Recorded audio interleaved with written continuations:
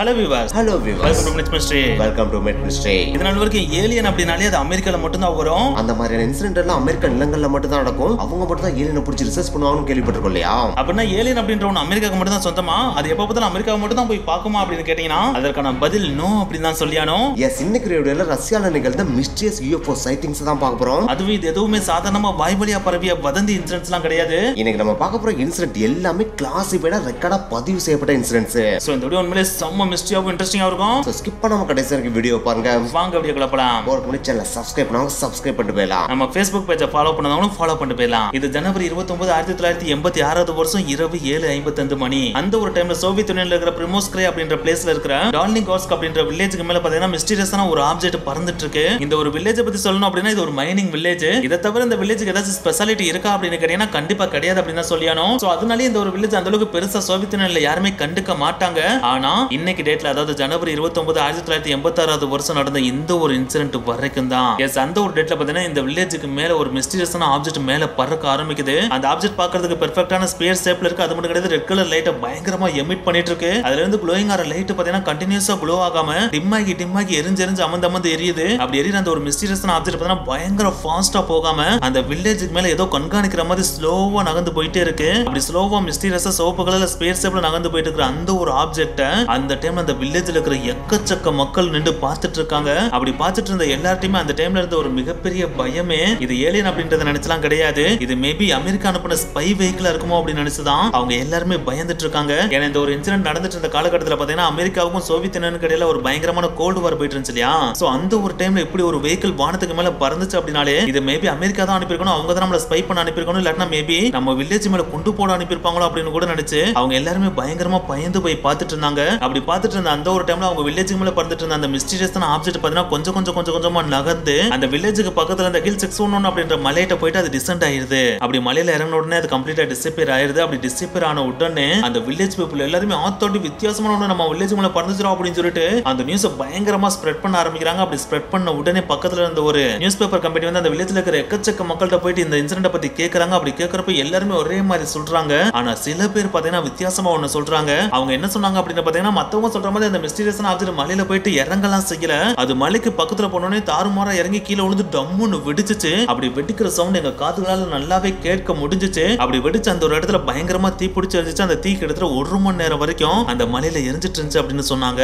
இதை கேட்ட உடனே அந்த மீடியா பீப்புள் சாக்காராங்க. அப்படியே டைம் டிக்கிங் ஆரம்பிக்குது. அடுத்த 2 நாள் கடக்குது. அந்த 2 நாட்களுக்கு அப்புறம் பாத்தீங்கன்னா அந்த வில்லேஜுக்கு வலேரி வுலுனி அப்படின்ற ஒரு நபர் வர்றாரு. இவரை பத்தி சிம்பிளா சொல்லணும் அப்படின்னா அனாமலஸ் பினாமினன்லாம் நடக்கும் பாத்தீங்கன்னா அந்த பினாமினனை ரிசர்ச் பண்றதுக்கான ஹெட்டா தான் இவர் இருக்காரு. சோ இவர் அந்த ஒரு வில்லேஜுக்கு அந்த உடனே அந்த மிஸ்டீரியஸான ஆப்ஜெக்ட் எந்த இடத்துல போயிட்டு கீழே விழுந்து அப்படின்றத கேட்டு தெரிஞ்சுக்கிட்டு அந்த ஹில் 611 அப்படின்ற மலைக்கு போயிட்டு அந்த மிஸ்டீரியஸான ஆப்ஜெக்ட் விழுந்து எரிஞ்ச இடத்தை தேடுறாரு. அப்படி அவர் தேடுற அந்த ஒரு டைம்ல பாத்தீங்கன்னா அந்த மலை ஃபுல்லாமே எக்கச்சக்கமா பனிகள் நிறைஞ்சு காணப்படுது. அதாவது ஸ்னோ எக்கச்சக்கமா நிறைஞ்சு காணப்படுது. சோ அந்த ஒரு இடத்துல இந்த மிஸ்டீரியஸான ஆப்ஜெக்ட் எரிஞ்ச இடத்தை தேடுறதுன்றது அவ்வளவு சாதாரணமான விஷயம் கிடையாது அப்படின்றது அவருக்கு நல்லாவே தெரியுது. இருந்தாலும் மக்கள் சொன்ன ஒரு ரெஃபரன்ஸ் வச்சு ஒரு இடத்துக்கு போயிட்டு அந்த இடத்துல பயங்கரமா தேடுறாரு. அப்படி தேடுறப்பதான் பாத்தீங்கன்னா சில ஸ்பிளிண்டர்ட் சிலிக்கா ராக்ஸை கண்டுபிடிக்கிறாரு. அப்படி கண்டுபிடிச்ச அந்த ஒரு ராக்ல பாத்தீங்கன்னா லைட்டா மேல ஸ்மோக் வந்துட்டே இருக்கு. இந்த மாதிரி சிலிக்கா ராக்ஸ்ல ஸ்மோக் வருதுன்றது சாதாரணமான விஷயம் கிடையாது. எந்த ஒரு இடத்துல அளவுக்கு அதிகமான டெம்பரேச்சர் கிரியேட் ஆயிருக்கோ அந்த ஒரு இடத்துல மட்டும் தான் இந்த மாதிரி சிலிக்கா ராக்ஸ்ல இருந்து ஸ்மோக் மேல வரவே செய்யும். சோ இந்த ஒரு விஷயத்தை பார்த்த உடனே கண்டிப்பா இந்த ஒரு இடத்துல தான் அந்த மிஸ்டீரியஸான ஆப்ஜெக்ட் விழுந்து எரிஞ்சிருக்கணும் அப்படின்னு சொல்லிட்டு அந்த சரௌண்டிங் ஃபுல்லா பயங்கரமா தேடுறாரு. அப்படி தேடுறப்ப எக்கச்சக்கமான மிஸ்டீரியஸான இரும்பு குண்டுகளை அவர் கண்டுபிடிக்கிறாரு. அது மட்டும் கிடையாது, எக்கச்சக்கமான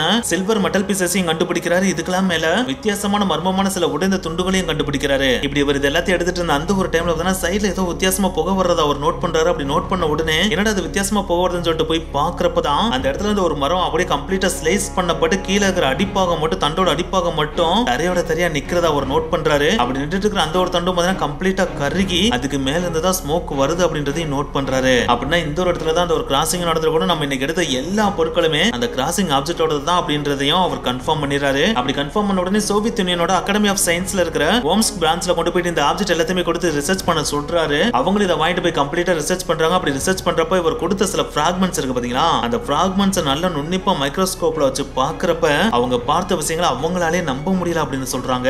எஸ், அந்த பிராக்மெண்ட்ஸ்லாம் மைக்ரோஸ்கோப்ல வச்சு பாக்குறப்ப அதுல எக்கச்சக்கமான நுண்ணிப்பான தையல்கள் இருக்கதை நோட் பண்றாங்க.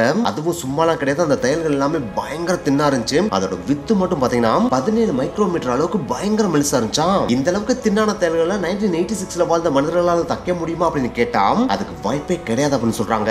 அதுவும் தையல்களுக்கு வாய்ப்பு இல்ல அப்படின்றப்ப அவங்க தச்சு இந்த நூல் இருக்கு பாத்தீங்களா, அது எதுவால செய்யப்பட்டிருந்துச்சுன்னு பாத்தீங்கன்னா ஃபைபர்ஸ் வச்சு செய்யப்பட்டிருந்துச்சா. அது மட்டும் கிடையாது, அந்த ஃபைபர்ஸ் சுத்தி பின்னப்பட்ட நூல்கள்லாம் இருக்கு பாத்தீங்களா, அது எல்லாமே சாலிட் கோல்டு வயர்ஸா இருந்துச்சா. சோ இந்த டெக்னாலஜியை பாக்குறதுக்கு எதை ரெப்ளிகேட் பண்ற மாதிரி இருந்துச்சுன்னு பாத்தீங்கன்னா நானோ கன்ஸ்ட்ரக்ஷன் இருக்கு பாத்தீங்களா, அதை ரெப்ளிகேட் பண்ற மாதிரி இருந்துச்சா. சோ அந்த தையல்களை பார்த்ததுக்கு அப்புறம் இவ்வளவு நுண்ணிப்பான தையல்களை அந்த காலகட்டத்தில் தைக்கிறதே கஷ்டம். அதுல 17 மைக்ரோமீட்டர் திக்னஸ் கொண்ட ஃபைபர்ஸ் வச்சு தைக்கிறதுன்றது அதை விட கஷ்டம். இதுக்கெல்லாம் மேல அதுல சாலிட் கோல்டு வயர்ஸ் வச்சு பின்றதுன்றது வாய்ப்பே இல்லாத விஷயம். சோ இந்த மெட்டீரியலை மனிதர்கள் செஞ்சிருக்கிறதுக்கு வாய்ப்பே கிடையாது. மேபி எக்ஸ்ட்ரா டெரஸ்ட்ரியல் தான் இதை செஞ்சிருக்கலாம் அப்படின்னு சொல்லிட்டு ரிசர்ச்சர்ஸ் அடிச்சு சொன்னாங்களா. சரி, இது ஒரு பக்கம் இருக்க, நம்ம வளரி உடனே எக்கச்சக்கமான அயன் குண்டுகளே எடுத்து வந்தார் இல்லையா, அதையும் நம்ம ரிசர்ச்சர்ஸ் டீப்பா அனலைஸ் பண்ணி பார்த்திருக்காங்க.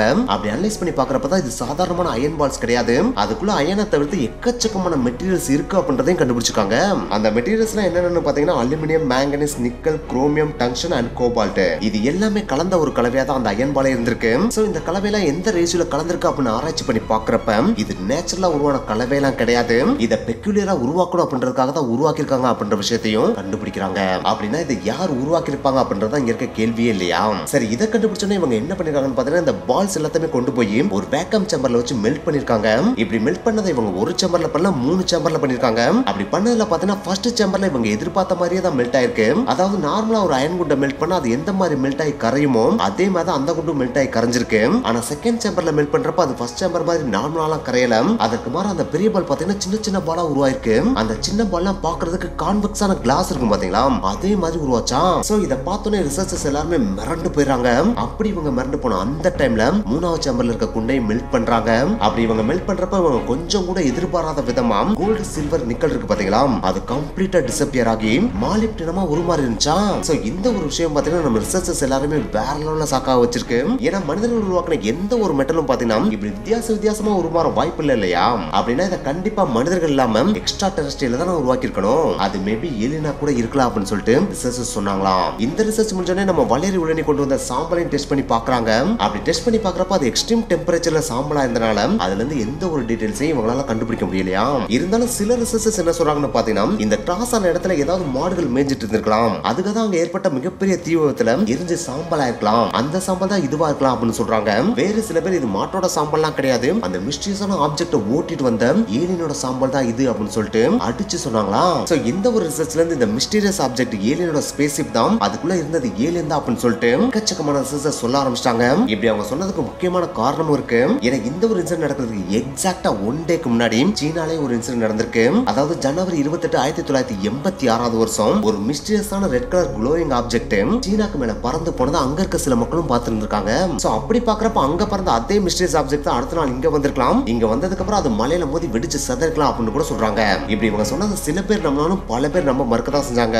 அப்படி இவங்க நம்ம மறுத்த அடுத்த 8 நாள்ல, அதாவது பிப்ரவரி 8, 1986 அடுத்த இன்சிடென்ட்டும் அதே ஹில் 611 மலையில நடக்க ஆரம்பிக்குது. எஸ், பிப்ரவரி 8, 1986 வருஷம் இரவு 8:30 மணி அளவுல பாத்தீங்கன்னா 2 yellow கலர்ல க்ளோயிங் ஆற மிஸ்டீரியஸான ஆப்ஜெக்ட் அதே வில்லேஜுக்கு மேல பறக்க ஆரம்பிக்குது. அதாவது ஃபர்ஸ்ட் இன்சிடென்ட்ல பாத்தீங்கன்னா ரெட் கலர்ல க்ளோயிங் ஆற ஆப்ஜெக்ட் தான வந்துச்சு. ஆனா இந்த தடவை பாத்தீங்கன்னா 2 yellow கலர் க்ளோயிங் ஆப்ஜெக்ட் வருது. அப்படி வந்த அந்த 2 ஆப்ஜெக்ட்டுமே பாத்தீங்கன்னா கொஞ்ச நேரம் அந்த வில்லேஜுக்கு மேலே சுத்துது. அப்படி சுத்துன அந்த ரெண்டுமே பாத்தீங்கன்னா பயங்கர ஹை ஸ்பீட்ல எல்லாம் சுத்தல, ஸ்லோவா தான் சுத்துது. அப்படி சுத்துறப்பயே அந்த 2 yellow கலர் ஆப்ஜெக்ட்ல இருந்து ஒரு மிஸ்டீரியஸான லைட் கீழே பட்டுட்டே இருக்கு. அதை பாக்குறப்ப அங்க இருக்கிற வில்லேஜஸ் எல்லாரும் நல்லாவே அண்டர்ஸ்டாண்ட் பண்ணிக்கிறாங்க. இந்த 2 yellow கலர் க்ளோயிங் ஆப்ஜெக்ட்டுமே ஏதோ ஒன்னு தேடுறதுக்காக தான் இங்க வந்திருக்கு அப்படின்றத அவங்களால நல்லாவே புரிஞ்சுக்க முடியுது. சோ அப்படி கொஞ்ச நேரம் அந்த வில்லேஜுக்கு மேல ரவுண்ட் அடிச்சிட்டு இருந்த அந்த 2 yellow கலர் ஆப்ஜெக்ட்டும் கொஞ்ச நேரத்துல அந்த வில்லேஜ்ல இருந்து கிளம்பி பக்கத்துல இருந்த ஹில் 611 மலை இருக்கு பாத்தீங்கன்னா, அந்த மலையில ஆல்ரெடி ஃபர்ஸ்ட் மிஸ்டீரியஸான ஆப்ஜெக்ட் கிராஸ் ஆகி எரிஞ்சிச்சு பாத்தீங்கன்னா, அந்த ஒரு இடத்துக்கு இது ரெண்டும் போய் சேர்ந்துருது. அப்படி சேர்ந்த உடனே அந்த இடத்துல பாத்தீங்கன்னா கிட்டத்தட்ட 4 தடவைக்கு மேல ரவுண்ட் அடிக்குது. அப்படி ரவுண்ட் அடிக்கிறப்ப டார்ச் அடிச்சு ரவுண்ட் அடிக்கிற மாதிரி தான் ரவுண்ட் அடிக்குது. அப்படி ரவுண்ட் அடிச்சதுக்கு அப்புறம் மறுபடியும் அது வந்த வழியில, அதாவது வடக்கு நோக்கி போய் கம்ப்ளீட்டா டிஸப்பியர் ஆயிருது. சோ இந்த ஒரு இன்சிடென்ட் பார்த்த எக்கச்சக்க பேர் என்ன சொல்றாங்க அப்படின்னு பாத்தீங்கன்னா, மேபி ஃபர்ஸ்ட் வந்து அந்த ஒரு மிஸ்டீரியஸ் ஆப்ஜெக்ட் தேடுறதுக்காக இந்த ரெண்டும் வந்திருக்கலாம், இல்லாட்டினா ஃபர்ஸ்ட் கிராஸ் ஆன ஆப்ஜெக்ட் உடைஞ்சு எரிஞ்ச இடத்துல எந்த விதமான எவிடன்ஸ் நம்ம விட்டுட்டு போயிடக்கூடாது அப்படின்றதுக்காக அந்த எவிடன்ஸை எரேஸ் பண்றதுக்காக கூட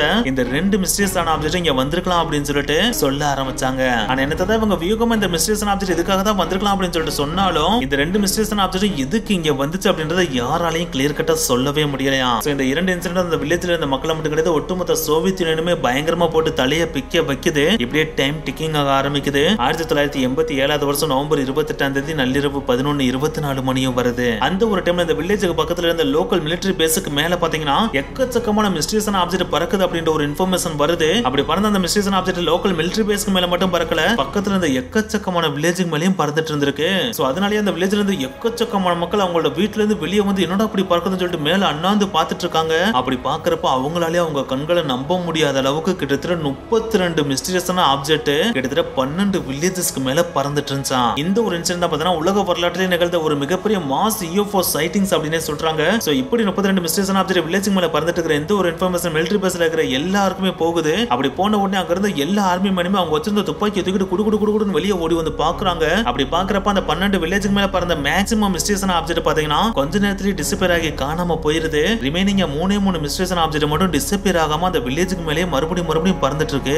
இந்த பக்கம் 3 மிஸ்டீரியஸான ஸ்பேஸ் ஷேப்ல இருக்கிற ஆப்ஜெக்ட் பறந்துட்டு இருக்கப்ப இன்னொரு பக்கம் பாத்தீங்கன்னா அந்த ஹில் 611 மலை இருக்கு பாத்தீங்களா, அதாவது ஃபர்ஸ்ட் கிராஸ் நடந்த ஒரு இடம் இருக்கு பாத்தீங்கன்னா அந்த ஒரு இடத்துக்கு மேல 5 மிஸ்டீரியஸான ஸ்பேஸ் ஷேப்டு ஆப்ஜெக்ட் பாத்தீங்கன்னா மேல ரவுண்ட் அடிச்சிட்டு இருந்திருக்கு. சோ இத பார்த்த உடனே அங்க இருந்த ஆர்மி மேன் எல்லாருமே வேற லெவல்ல அள்ளு விட்டுறது. அவங்களோட முடி எல்லாமே பாத்தீங்கன்னா நட்டமா நிக்க ஆரம்பிச்சிருது. அந்த டைம்ல அவங்க இருந்த தாட் எல்லாமே என்னவா இருந்துச்சுன்னா இதை நம்ம எதிர்த்து போரிடுறதா இல்லாட்டினா தெரிச்சு ஓடுறதா அப்படின்ற மாதிரி தான் இருந்துச்சு. அப்படி அவங்க யோசிச்சுட்டு இருக்கப்பே வில்லேஜுக்கு மேல பறந்துட்டு இருந்த அந்த 3 மிஸ்டீரியஸான ஆப்ஜெக்ட் இருக்கு பாத்தீங்களா, அது சடனா அவங்களை நோக்கி துரத்த ஆரம்பிச்சிருச்சு. அப்படி துரத்துறப்போ பாத்தீங்கன்னா அந்த 3 மிஸ்டீரியஸான ஆப்ஜெக்ட்டுக்கு பின்னாடி தகன்னு நெருப்பு பயங்கரமா எரிஞ்சதாகவும் சொல்றாங்க. அதே நேரத்துல அந்த 3மே ரெட் கலர் ஸ்பேரா குளோவா ஆரம்பிச்சது. அப்படி குளோவான அந்த ரெட் கலர் ஸ்பேருக்கு உள்ளேயும் பாத்தீங்கன்னா இன்னொரு ரெட் கலர் ஸ்பேர் இருந்ததாகவும் சொல்றாங்க. அப்படி தீய கக்கிட்டு வந்து இந்த ரெட் கலர் க்ளோயிங் மிஸ்டீரியஸான ஆப்ஜெக்ட் பாத்தீங்கன்னா பறந்த கொஞ்ச நேரத்துல மறுபடியும் வழக்கம் போல அது வந்த வழியிலேயே போயிட்டு டிஸப்பியர் ஆயிருது. இது இதுங்க மட்டும் கிடையாது, அந்த மலைக்கு மேல பறந்துட்டு இருந்த 5 மிஸ்டீரியஸான ஆப்ஜெக்ட் இருக்கு பாத்தீங்களா, அதுங்களும் கொஞ்ச நேரத்திலேயே கம்ப்ளீட்டா டிஸப்பியர் ஆயிருது. ஆனா என்னதான் இதுங்க டிஸப்பியர் ஆனாலும் இந்த உலக வரலாற்றுல எக்கச்சக்கமான மனிதர்களால பார்க்கப்பட்ட மிஸ்டீரியஸான UFO சைட்டிங், அதே நேரத்துல மாஸ் UFO சைட்டிங் அப்படின்னா அது இந்த ஒரு இன்சிடென்ட் அப்படின்னு தான் சொல்றாங்க. இது சும்மா ஒண்ணு சொல்லல, எக்கச்சக்கமான மக்கள் சொன்ன ஸ்டேட்மெண்டாவே கிளாசிஃபைடு ஃபைலாவே ரெக்கார்ட் பண்ணி வச்சிருக்கதாவும் சொல்றாங்க. இந்த ஒரு இன்சிடென்ட் அந்த டைம்ல அங்க நடந்துச்சு அப்படின்றத ப்ரூவ் பண்ற மாதிரி அங்க லோக்கல்ல இருக்க ஒரு கல்குவார்ல பாத்தீங்கன்னா எம்ப்ளாயிஸ் எல்லாம் வேலை பார்த்துட்டு இருந்திருக்காங்க. அப்படி வேலை பார்த்துட்டு இருக்கப்போ பாத்தீங்கன்னா திடீர்னு வானத்துல இருந்து ஏதோ க்ளோயிங் ஆப்ஜெக்ட் வரத அவங்க நோட் பண்ணிருக்காங்க. அதை நோட் பண்ணோடனே எல்லாருமே சேர்ந்து அதை வேடிக்கை பார்க்க ஆரம்பிச்சிட்டாங்க. அப்படி வேடிக்கை பார்க்கறப்ப அந்த ஆப்ஜெக்டே பார்க்கறதுக்கு பயங்கர வினோதமா இருந்துச்சு அப்படின்னு சொல்லியிருக்காங்க. அதை இன்னும் கொஞ்சம் தெளிவா சொல்லணும் அப்படின்னா அது மிகப்பெரிய சிலிண்டரிக்கல் ஷேப்ல இருந்ததாகவும் அதோட சைஸ் மட்டும் 5 மாடி கட்டிடத்தை பிளாட்டா வச்சோம் அப்படின்னா அது எவ்வளவு பெருசா இருக்கும் அந்த அளவுக்கு பெருசா இருந்ததாகவும் அது கிட்டத்தட்ட தரையில இருந்து 300 மீட்டர் உயரத்துல பறந்துட்டு இருந்ததாகவும் சொல்லியிருக்காங்க. அது மட்டும் கிடையாது, அது பாக்குறதுக்கு பர்னிங் மெட்டல் இருக்கு பாத்தீங்களா, அதாவது ஒரு உலகம் எரிஞ்சிட்டு இருந்தா எப்படி இருக்கும் அது மாதிரியே இருந்துச்சாம். சோ இப்படி வினோதமா வந்துட்டு இருக்க இந்த ஒரு ஆப்ஜெக்ட் அவங்க எல்லாருமே இன்னும் வேடிக்கை பார்த்துட்டு இருந்திருக்காங்க. அப்படி வேடிக்கை பார்த்துட்டு இருக்கப்ப அது இவ்வளவு நோக்கி தான் பயங்கர ஃபாஸ்டா வர ஆரம்பிச்சாம். அப்படி வர ஆரம்பிக்கிறப்ப இவங்க துண்டக்கான துணியக்கான அப்படின்னு சொல்லிட்டு ஃபேக்டரிக்குள்ள ஓடி போய் ஒளிஞ்சுட்டாங்களா. அப்படி ஒளிஞ்சிட்டு கொஞ்ச நேரம் கழிச்சு வெளியே வந்து பாக்குறப்ப அந்த ஆப்ஜெக்ட் அங்க எல்லாமே கம்ப்ளீட்டா டிஸப்பியர் ஆயிடுச்சா. சோ இந்த ஒரு இன்சிடென்ட் பாத்தீங்கன்னா அந்த வில்லேஜ் சரௌண்டிங்ஸ்ல ஒரு மாஸ் UFO சைட்டிங் நடந்திருக்கு அப்படின்றத இன்னமும் ப்ரூவ் பண்ணுது. இதை இவங்க மட்டும் கிடையாது, லோக்கல்ல இருந்த ஒரு கிண்டர் கார்டன் டீச்சருமே இந்த மிஸ்டீரியஸ் ஆப்ஜெக்ட பார்த்ததாம் கிளியர் கட்டான டீடைல்ஸ் சொல்லிருக்காங்க. அவங்க சொன்னப்ப என்ன மாதிரி சொல்லிருக்காங்கன்னு பாத்தீங்கன்னா, நான் ஒரு டார்க் மெட்டாலிக் ஆப்ஜெக்ட வானத்துல பார்த்தேன். அதோட நீளம் மட்டும் கிட்டத்தட்ட 10 ல இருந்து 12 மீட்டர் வரைக்கும் இருந்துச்சு. அது பயங்கரமா க்ளோவாவும் செஞ்சு அந்த க்ளோவார கலர் பாத்தீங்கன்னா வயலட் அண்ட் ப்ளூஸ் கலர்ல இருந்துச்சு. அது மட்டும் கிடையாது, அது வித்தியாசமான ரெட்டிஷ் கலர் பீம் லைட்டை கீழ் நோக்கி எமிட் பண்ணிட்டு இருந்துச்சு. அதை பாக்குறப்ப இது ஏதோ ஒண்ணு தேடிட்டு இருக்கு அப்படின்றத மட்டும் என்னால புரிஞ்சுக்க முடிச்சு. ஆனா அது எதை தேடிட்டு இருந்துச்சு அப்படின்றத என்னால தெரிஞ்சுக்க முடியல. இருந்தாலும் இது என்னுடைய வாழ்நாளே நான் பார்த்த ஒரு வினோதமான ஆப்ஜெக்ட் அப்படின்னு அவங்க மென்ஷன் பண்ணிருக்காங்க. சோ இந்த ஒரு இன்சிடென்ட் அந்த சரௌண்டிங்ல ஒரு UFO சைட்டிங் நடந்திருக்கு அப்படின்றத இன்னமும் ப்ரூவ் பண்ணுது. சரி, இந்த இன்சிடென்ட் ஒரு பக்கம் தள்ளி வச்சாலும் 1989வது வருஷம் சோவியத் யூனியன்ல இன்னொரு இன்சிடென்ட் நடக்குது. அந்த ஒரு இன்சிடென்ட் சோவியத் யூனியன் மட்டும் கிடையாது, ஒட்டுமொத்த உலகத்தையுமே அதிர வச்சுச்சு அப்படின்னு தான் சொல்லி ஆகணும். 1989வது வருஷம் செப்டம்பர் 27ஆம் தேதி மாலை 6:30 மணி அளவுல 2 ஸ்கூல் பசங்களும் ஒரு ஸ்கூல் பொண்ணும் பார்த்தா ஒரு பார்க்ல விளையாண்டுட்டு இருந்திருக்காங்க. அப்படி விளையாண்டுட்டு இருக்கப்ப சம்திங் ஸ்ட்ரேஞ்சா வித்தியாசமான கலர் வானத்துல உருவாறத அவங்க நோட் பண்றாங்க. அப்படி நோட் பண்ண உடனே அந்த 3 பேருமே வானத்தை உத்து பார்த்துட்டு இருக்காங்க. அப்படி பாக்குறப்ப வானம் திடீர்னு பார்த்தா ரெட்டிஷ் பிங்க் கலர்ல மாறுது. அப்படி மாறின அடுத்த செகண்டே பார்த்தா ஒரு க்ளோயிங் ஆற ஆப்ஜெக்ட் அந்த வானத்துல இருந்து கீழே இறங்க ஆரம்பிக்குது. அப்படி இறங்குனதை பார்த்த உடனே அந்த பார்க்ல இருந்த எக்கச்சக்கமான ஸ்டூடெண்ட்ஸ் ஒன்னா சேர்ந்து அந்த ஆப்ஜெக்டை வெறிக்க பார்க்க ஆரம்பிக்கிறாங்க. அப்படி பார்த்துட்டு இருக்கப்ப அந்த ஆப்ஜெக்ட் பார்த்தா மெல்ல கீழே இறங்கி அந்த பார்க்ல வந்து லேண்ட் ஆகுது. அப்படி லேண்ட் ஆன அந்த ஒரு ஆப்ஜெக்டோட டயாமீட்டர் மட்டும் கிட்டத்தட்ட 9 மீட்டர் வரைக்கும் இருக்கலாம் அப்படின்னு சொல்லிட்டு அந்த ஸ்டூடெண்ட் சொன்னதை வச்சு அப்ராக்சிமேட்டா கெஸ் பண்றாங்க. அதுக்கப்புறம் அந்த லேண்ட் ஆன ஆப்ஜெக்ட்ல இருந்து ஒரு டோர் ஓபன் ஆனதாவும், அப்படி ஓபன் ஆன அந்த டோர்ல இருந்து 3 மிஸ்டீரியஸான ஏலியன்ஸ் வெளியே வந்ததாவும், அந்த ஏலியன்ஸ் ஒவ்வொன்றுமே கிட்டத்தட்ட 3 மீட்டர் டால் வரைக்கும் இருக்கலாம் அப்படின்னு சொல்லிட்டு அங்க இருந்த ஸ்டூடெண்ட்ஸ் எல்லாருமே அப்ராக்சிமேட்டா சொன்னதை வச்சு கெஸ் பண்ணதாவும், அந்த 3 ஏலியன்ஸுக்குமே 3 கண்கள் இருந்ததாகவும், அந்த ஏலியன்ஸுக்கு பக்கத்திலே பார்த்தீங்கன்னா மிஸ்டீரியஸான ஒரு வித்தியாசமான டாய் மாதிரியான ஒரு அமைப்பு அந்த ஏலியன்ஸ் கூட நடந்து வந்ததாகவும், அந்த டாய் அந்த ஏலியன்ஸ் எல்லாமே பார்த்தீங்கன்னா டச் பண்ணி ஆப்ரேட் பண்ணதாவும் அந்த ஸ்கூல் ஸ்டூடெண்ட்ஸ் சொல்லியிருக்காங்க. சோ இப்படி டச் பண்ணி ஆப்ரேட் பண்றத வச்சு கெஸ் பண்றப்ப இது மேபி ரோபோட்டா இருக்கலாம் அப்படின்னு கூட ரிசர்ச்சர்ஸ் அடிச்சு சொல்றாங்க. சோ அப்படி டச் பண்ணி ஆப்ரேட் பண்ணிட்டு இருந்த அந்த ஒரு டைம்ல அந்த 3 ஏலியன்ஸ் பார்த்தீங்கன்னா அந்த பார்க்ல இருக்கிற ஸ்டூடெண்ட்ஸ் அந்த அளவுக்கு பெருசா கண்டுக்காம அதுங்களுக்குள்ளே மாத்தி பேசிட்டு இருந்திருக்கு. அப்படி பேசிட்டு இருக்கப்ப நம்ம ஃபர்ஸ்ட் சொன்ன பார்த்தீங்கன்னா 3 ஸ்டூடெண்ட்ஸ் விளையாடிட்டு இருந்தாங்கன்னு, அதுல இருந்து ஒரு பையன் பையன் பாத்தீங்கன்னா இந்த ஏலியன்ஸை பார்த்த உடனே பயங்கரமா பயந்து ஆணு கத்த ஆரம்பிக்கிறான். அப்படி கத்துன உடனே அது வரைக்கும் தனியா பேசிட்டு இருந்த அந்த 3 ஏலியன்ஸ்ல ஒரு ஏலியன் அந்த சத்த வர பக்கம் டக்குன்னு திரும்பி பாக்குது. அப்படி பாக்குறப்ப அதோட ஐ கான்டாக்ட் அந்த பையன் மேல பட்ட உடனே அந்த கத்திட்டு இருந்த பையன் இருக்கான் பாத்தீங்களா, அவன் கம்ப்ளீட்டா பேரலைஸ் ஆயிட்டானா. அதாவது அவனால அந்த இடத்துல இருந்து சுத்தமா நகரவும் முடியல, அவனோட வாயிலிருந்து எந்த விதமான சத்தமும் வரலையா. அவன் அப்படியே பாத்தீங்கன்னா கம்ப்ளீட்டா ஃப்ரீஸ் ஆகி ஒரு ஸ்டாச்சு மாதிரி அதே இடத்துல நிக்க ஆரம்பிச்சிட்டானா. அதை பார்த்த உடனே அந்த இடத்துல இருந்த மத்த ஸ்டூடெண்ட்டும் வேற லெவல்ல ஃப்ரீஸ் ஆகி ஆத்தாடி நம்ம கத்தணும் அப்படின்னா நம்மளையும் ஃப்ரீஸ் ஆகிடணும்னு சொல்லிட்டு கப்சுப்புன்னு சத்தம் வராம அந்த ஏலியன்ஸே பார்த்துட்டு இருந்தாங்களாம். அப்படி பார்த்துட்டு இருக்கப்ப அந்த 3 ஏலியன்ஸும் மறுபடியும் அதே ஆப்ஜெக்ட் கூட போகுது. அப்படி போறத பார்த்த உடனே மறுபடியும் இது கிளம்பி போயிடும் அப்படின்னு சொல்லிட்டு தான் அந்த ஸ்டூடெண்ட்ஸ் எல்லாமே நினைச்சிட்டு இருந்திருக்காங்க. ஆனா அப்படி போன அந்த 3 ஏலியன்ஸும் மறுபடியும் உள்ள இருந்து வெளியே வருதுங்க. அப்படி வெளியே வந்த ஒரு ஏலியன் கிட்ட பார்த்தீங்கன்னா வித்தியாசமான வினோதமான ஒரு கன் மாதிரியான அமைப்பு இருந்திருக்கு. அந்த கன்னை வச்சு அந்த ஏலியன் பார்த்தீங்கன்னா அந்த ஃப்ரீஸ் பண்ண பையன் இருக்கான் பார்த்தீங்கன்னா அவனை நோக்கி டபக்குன்னு சுடுது. அப்படி சுட்ட உடனே அந்த பேரலைஸ் ஆயிருந்த அந்த பையன் பார்த்தீங்கன்னா கம்ப்ளீட்டா டக்குன்னு டிஸப்பியர் ஆயிடுறான். இதை பார்த்த உடனே அங்க இருந்து ஸ்டூடெண்ட்டுக்குனால வேற லெவல்ல அள்ளு விட்டுருது. ஆத்தாடி இதுக்கு மேல நம்ம இங்க இருந்தோம் அப்படின்னா நம்மளும் இதே மாதிரி போட்டு தாக்கணும்னு சொல்லிட்டு அங்க இருந்து மேக்ஸிமம் ஸ்டூடெண்ட் தெரிச்சு ஓடிட்டாங்களாம். அப்படி இவங்க தெரிச்சு ஓடுறத பார்த்த உடனே அந்த 3 ஏலியன் பார்த்தீங்கன்னா மறுபடியும் அதே ஆப்ஜெக்ட்டுக்குள்ள போயிட்டு அந்த ஆப்ஜெக்டோட டோரை க்ளோஸ் பண்ணிட்டு மறுபடியும் அது மேல் நோக்கி போய் வானத்துல போயிட்டு பிங்கிஷ் கலர் வர்ற மாதிரி வந்து கம்ப்ளீட்டா டிஸப்பியர் ஆயிடுச்சான். அப்படி ஒன்ஸ் அது வானத்துல போய் டிஸப்பியர் ஆன உடனே இங்க டிஸப்பியர் ஆயிருந்தா பார்த்தீங்கன்னா அந்த பையன் அவனோட வயசு பார்த்தீங்கன்னா 16 வயசா இருந்துச்சு. அவன் மறுபடியும் அப்பியர் ஆகி அதே பார்க்ல வந்து நின்றானா. இந்த ஒரு விஷயம் அந்த பார்க்ல ஓடாம நின்றுட்டு இருந்த மத்த ஸ்டூடெண்ட் எல்லாருமே வேற லெவல்ல ஆச்சரியத்தை கிரியேட் பண்ணிருக்கு. சோ இந்த ஒரு விஷயத்தை பார்த்தீங்கன்னா பக்கத்துல இருந்த எல்லாருமே ஓடி ஓடி போய் சொல்ல ஆரம்பிச்சிருக்காங்க. அப்படி சொன்ன உடனே போலீஸ்க்கு இந்த ஒரு இன்ஃபர்மேஷன் போகுது. உடனே போலீஸ் எல்லாருமே அந்த இடத்துக்கு வந்து இதை பத்தி இன்வெஸ்டிகேஷன் பண்ண ஆரம்பிக்கிறாங்க. அப்படி பண்றப்ப இந்த ஒரு இன்சிடென்ட் பார்த்தீங்கன்னா ஸ்டூடெண்ட் மட்டும் தான் பார்த்ததாகவும் வேற யாருமே அங்க சரௌண்டிங்ல பார்க்கல அப்படின்றதே அவங்க கண்டுபிடிக்கிறாங்க. சோ ஸ்டூடெண்ட் மட்டும் பார்த்திருக்காங்க அப்படின்னா அதுக்கு வாய்ப்பே கிடையாது. மேபி ஸ்கூல்ல ஏதாச்சும் ஒரு பாடத்துல கதையதே சொல்லிருப்பாங்க, அந்த கதையை தான் அவங்க இந்த மாதிரி ஸ்ப்ரெட் பண்ணிட்டு இருக்காங்க அப்படின்னு சொல்லிட்டு அவங்க நினைச்சாங்க. ஆனா ஸ்கூல்ல போய் விசாரிக்கிறப்ப இந்த மாதிரி எந்த விதமான கதையும் ஸ்கூல்ல சொல்லிக் கொடுக்கல அப்படின்றதையும் கண்டுபிடிக்கிறாங்க. இந்த ஒரு விஷயத்தை கண்டுபிடிச்சா அவங்களுக்கு வேற லெவல்ல ஷாக் ஆயிருது. சோ அந்த பார்க்ல கட்டிச்சு இருந்த சில ஸ்டூடெண்ட்டை கூட்டு போய் தனித்தனியா ரூம்ல வச்சு இன்வெஸ்டிகேட் பண்றாங்க. அப்படி தனித்தனியா இன்வெஸ்டிகேட் பண்றப்பையும் ஒவ்வொரு ஸ்டூடெண்ட்டுமே கிளியர் கட்டா அங்க என்ன நடந்துச்சுன்னு சொல்லிட்டு தெளிவா சொல்றாங்க. அப்படி தனித்தனியா ஒவ்வொருத்தரும் சொன்ன எல்லா பதிலுமே பார்த்தீங்கன்னா எக்ஸாக்டா ஒரே மாதிரி கொஞ்சம் கூட பிசிறு தட்டாம இருந்துச்சான். சோ அப்படின்னா இந்த ஒரு இன்சிடென்ட் அந்த ஒரு பார்க்ல நடந்திருந்தா மட்டும் தானே இப்படி சொல்ல முடியும். சோ இது எப்படா பாசிபிளா இருக்குன்னு சொல்லிட்டு போலீஸ் தன்னோட தலையை போட்டு பயங்கரமா பிச்சிட்டு இருக்காங்க. அப்படி பிச்சிட்டு இருக்கப்பயே ஒரு லோக்கல் மீடியா பீப்புளும் பார்த்தீங்கன்னா சரௌண்டிங்ல இருக்கிற எக்கச்சக்க போயிட்டு இந்த மாதிரி ஒரு இன்சிடென்ட் நடந்திருக்கு, இதை நீங்க பாத்தீங்களா சொல்லிட்டு எல்லாத்தையும் போயிட்டு கேட்க ஆரம்பிச்சிருக்காங்க. அப்படி கேட்கறப்ப மேக்ஸிமம் பேர் பார்த்தீங்கன்னா நாங்க பார்க்கல அப்படின்னு தான் சொல்லி இருந்திருக்காங்க. கடைசியா ஒரே ஒரு போலீஸ் மேன் பாத்தீங்கன்னா ஆமா நான் ஒரு வித்தியாசமான மிஸ்டீரியஸான ஆப்ஜெக்ட் வானத்துல பறக்கிறத பார்த்தேன், அது என்ன ஆப்ஜெக்ட்னா எனக்கு தெரியல, ஆனா அது வித்தியாசமா க்ளோயிங் ஆகிட்டே வானத்துல போயிட்டு இருந்துச்சு, என்னோட வாழ்நாள்ல இப்படி ஒரு ஆப்ஜெக்ட் நான் பார்த்ததே இல்ல அப்படின்னு சொல்லிட்டு பதில் சொல்லி இருந்திருக்காப்ல. சோ இந்த ஒரு பதிலை கேட்டதுக்கு அப்புறம் தான் மேபி ஸ்டூடெண்ட் எல்லாருமே பார்த்து அந்த ஒரு இன்சிடென்ட் உண்மையான இன்சிடென்ட் அப்படின்றதையே அங்க இருந்த மக்கள் எல்லாருமே உணரவும் ஆரம்பிக்கிறாங்க. அதே நேரத்துல பீதி அடையவும் ஆரம்பிக்கிறாங்க. இப்படி மக்கள் ஒரு பக்கம் இந்த மாதிரி ஒரு இன்சிடென்ட் நடந்திருக்கு அப்படின்னு கேள்விப்பட்டு பீதி அடைஞ்சிட்டு இருந்த டைம்ல இன்னொரு பக்கம் அந்த போலீஸ் ஆபீசர்ஸும் ஸ்டூடெண்ட்ஸும் சொன்ன ஒரு பதில் பாத்தீங்கன்னா மக்களை வேற லெவல்ல மறல வச்சுச்சு. எஸ் அந்த இன்வெஸ்டிகேஷன் போன எல்லா ஸ்டூடெண்ட்மே அந்த மிஸ்டீரியஸான ஆப்ஜெக்ட் வானத்துல போய் மறைஞ்சு பாத்தீங்களா. அப்படி மறைஞ்ச உடனே வானத்துல ஒரு மிஸ்டீரியஸான எக்ஸேவ் சைன் உருவாச்சு அப்படின்னு சொல்லிருக்காங்க. அது ஸ்டூடெண்ட்ஸ் மட்டும் சொல்ல அந்த போலீஸ் ஆபீசருமே இதே பதில கொஞ்சம் கூட பிசிறு தட்டாம அப்படியே சொல்லியிருக்காப்ல. சோ அந்த எக்ஸேவுக்கு என்ன மீனிங் அப்படின்னா அந்த ஒரு டைம்ல சோவியத் யூனியன்ல இருந்த எல்லா மக்களுக்குமே ஒரே கேள்வியா இருந்துச்சு. இந்த ஒரு நியூஸும் பாத்தீங்கன்னா கொஞ்சம் கொஞ்சமா ஸ்ப்ரெட் ஆகி அமெரிக்காவுக்கும் போது அப்படி அமெரிக்காவுக்கு போனோம்னா இந்த ஒரு இன்ஃபர்மேஷனை கேட்டோன்னே அங்க இருந்து எல்லாருமே சிரிக்க ஆரம்பிச்சிட்டாங்களா. எங்க இதெல்லாம் சோவியத் யூனியன்ல நடந்துச்சுன்னு சொன்னா நம்புற மாதிரியா இருக்கு. ஏன்னா இதெல்லாம் 1970 காலகட்டத்திலேயே எங்க ஊர்ல நடந்துச்சு. அப்ப நடந்த UFO என்கவுண்டர்ல என்ன நடந்துச்சு அப்படின்றத கம்ப்ளீட்டா நாங்க 1976 வருஷம் வெளிவந்த அமெரிக்கன் மேகசினான சாகால நாங்க ஈச் அண்ட் எவ்ரி டீடைல வெளியிட்டு இருந்தோம். அதுலதான் பாத்தீங்கன்னா ஏலியன் ஸ்பேஸ்ஷிப் வானத்துல டிஸப்பியர் ஆகுறப்ப எக்ஸெப்ட் சைன் உருவாகும் அப்படின்னு மென்ஷன் பண்ணிருந்தோம். அதை அப்படியே இவங்க படிச்சு ஒப்பிக்கிறாங்க அப்படின்னு சொல்லிட்டு தான் சிரிக்க ஆரம்பிச்சாங்களா. ஆனா என்னதான் அமெரிக்கர்கள் இப்படி சிரிச்சாலும் இந்த மேகசின் வந்த காலகட்டம் 1976 இல்லையா, அந்த ஒரு டைம்ல அமெரிக்காவுக்கும் சோவியத் யூனியன் இடையில எவ்வளவு பெரிய கோல்டு வார் போயிட்டு இருந்துச்சுன்னு நம்ம எல்லாருக்குமே நல்லாவே தெரியும். சோ அந்த ஒரு டைம்ல சோவியத் யூனியன் பாத்தீங்கன்னா பயங்கரமான ஸ்ட்ரிக்ட் ரூல்ஸ் எல்லாம் வச்சிருந்தாங்க. சோ அப்படி இருக்கப்ப அமெரிக்காவோட ஒரு மேகசினை சோவியத் யூனியனுக்குள்ள வைக்க விடுவாங்களா என்ன? அதுக்கு வாய்ப்பே கிடையாதுல. அப்படி இருக்கப்ப அந்த எக்ஸெப்ட் சைனை எப்படி அந்த ஸ்டூடெண்ட்ஸாலையும் போலீஸ் ஆஃபீஸர்லாலையும் கிளியர் கட்டா சொல்ல முடிச்சு அப்படின்னா அவங்க ரியல் லைஃப்ல எக்ஸ்பீரியன்ஸ் பண்ணியிருந்தா மட்டும் தான் சொல்ல முடியும். சோ அமெரிக்கா நடந்த மாதிரி தான் மேபி இங்கேயும் நடந்திருக்கலாம் அப்படின்னு சொல்லிட்டு எக்கச்சக்கமான UFO ரிசர்ச்சர்ஸ் சொல்றாங்க. இதுக்கெல்லாம் மேல சோவியத் யூனியன் நியூக்ளியர் வெப்பன்லாம் ஸ்டோர் பண்ணி வச்சிருப்பாங்க பாத்தீங்களா.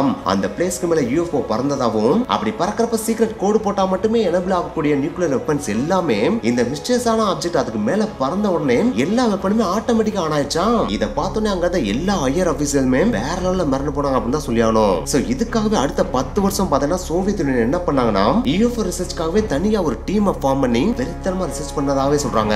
இந்த ஒரு இன்சிடென்ட் சோவியத் யூனியன்ல மட்டும் கிடையாது, அமெரிக்கன் நியூக்ளியர் வெப்பன் ஸ்டோர் பண்ணிருக்க பிளேஸ்க்கு மேலயும் இதே மாதிரியான ஒரு இன்சிடென்ட் நடந்ததா அமெரிக்கா பப்ளிக்காவே சொல்லிருக்காங்க. சோ எது எப்படியோ இதை நம்பவும் முடியல, நம்பாம இருக்கவும் முடியல. ஆனா இந்த இன்சிடென்ட் எல்லாமே கிளாசிஃபைடு ஃபைல்ஸா ஸ்டோர் பண்ணி இருக்கதாவே சொல்றாங்க. நாங்க இன்னைக்கு சொன்ன எல்லா இன்சிடென்ட்டுமே நீங்க கூகுள்ல போய் சர்ச் பண்ணீங்க அப்படின்னா கிளியர் கட்டான எவிடன்ஸோட பயங்கர டீடைல்ஸாவே வரும். அதுல சிலதெல்லாம் பாத்தீங்கன்னா சிஐஏயோட பிடிஎஃபாவே கிடைக்கும். ஓகே गाइस, எனக்கு வீடியோ முடிச்ச இந்த வீடியோல இருந்து ரஷ்யால யூஎஃப்ஓ செட்டிங்ஸ் நிறைய நடந்திருக்கு அப்படின்றத நீங்க தெரிஞ்சுப்பீங்க நாங்க நம்புறோம். இந்த வீடியோ உங்களுக்கு பிடிச்சிருந்தா லைக் பண்ணுங்க, ஷேர் பண்ணுங்க, போகும்போது மறக்காம மினிட்ஸ் மிஸ்டர் சேனலை சப்ஸ்கிரைப் பண்ணுங்க. ஓகே, நெக்ஸ்ட் வீடியோல பார்க்கலாம். பை.